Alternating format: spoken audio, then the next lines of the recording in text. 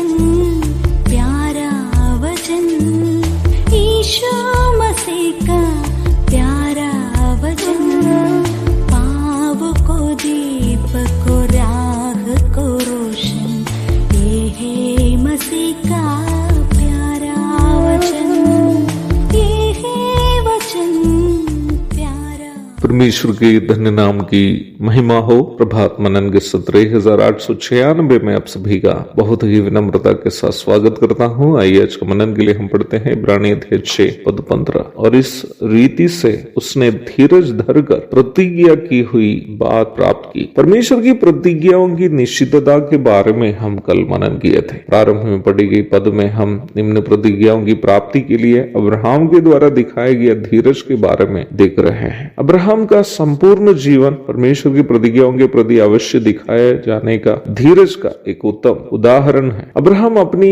पैतृक भूमि मेसोपोटामिया के ऊर से अपने पिता तेरह के संग हारान तक आते समय परमेश्वर का बुलाहट उनको मिला था। यद्यपि परमेश्वर उनको एक भूमि की प्रतिज्ञा तो की थी जहाँ गियोर अब्राहम को अपने देशवासियों एवं पिता के घराने के लोगों को छोड़कर निकलना था। परमेश्वर उनसे ये नहीं कहा था कि किस देश की ओर उनको जाना था, परंतु अब्राहम ने ये विश्वास किया कि परमेश्वर के द्वारा दी गई प्रतिज्ञा अवश्य पूरी होगी, क्योंकि अब्राहम का विश्वास परमेश्वर पर उनका भरोसा था कि परमेश्वर यदि कहा हो तो वह अवश्य अपनी प्रतिज्ञा को पूरा भी करेगा। जब पहली बार अब्राहम से परमेश्वर ने ये कहा कि परमेश्वर उनको एक बड़ी जाति बनाने जा रहा है या बनाएंगे, उस समय अब्राहम 75 वर्ष का बुजुर्ग था और उनको उस समय एक भी बच्चा नहीं था। उत्पत्ति 12 की 3 और 4। अपना बुजुर्ग उम्र में अब्राहम ने 25 वर्ष तक इंतजार करता रहा परमेश्वर की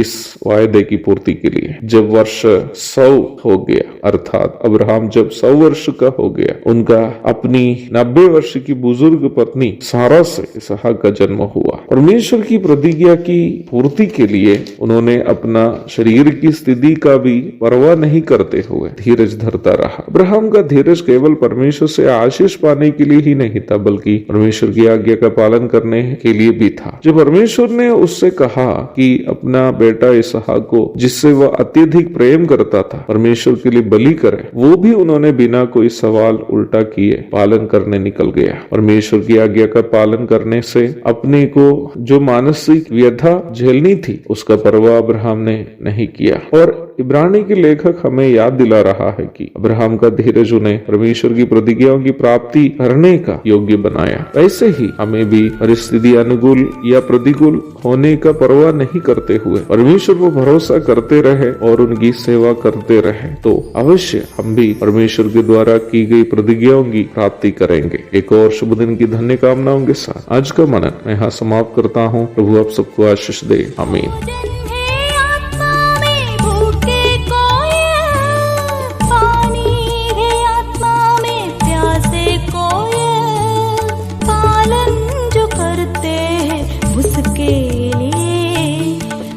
आशीष पाने का साधन है।